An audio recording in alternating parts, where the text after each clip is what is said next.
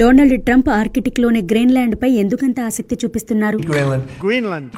We need Greenland. Venezuela ప్రెసిడెంట్ను America సైన్యం అదుపులోకి తీసుకున్న తర్వాత మరోసారి ఈ అంశం తెరపైకి వచ్చింది. డెన్మార్క్లో అంతర్భాగమైన గ్రీన్లాండ్ పాక్షిక స్వయం ప్రతిపత్తి కలిగిన ప్రాంతం. ఇక్కడ 1950ల నుంచి అమెరికా మిలిటరీ బేస్ ఉంది. రష్యాతో కోల్డ్ వార్ సమయంలో దానిని ఏర్పాటు చేశారు. It's so strategic. Right now, Greenland is covered with Russian and Chinese ships all over the place. Arctic ప్రాంతంలో చైనా, రష్యా తమ సైనిక ఉనికిని పెంచుకుంటున్నాయని నిపుణులు చెబుతున్నారు.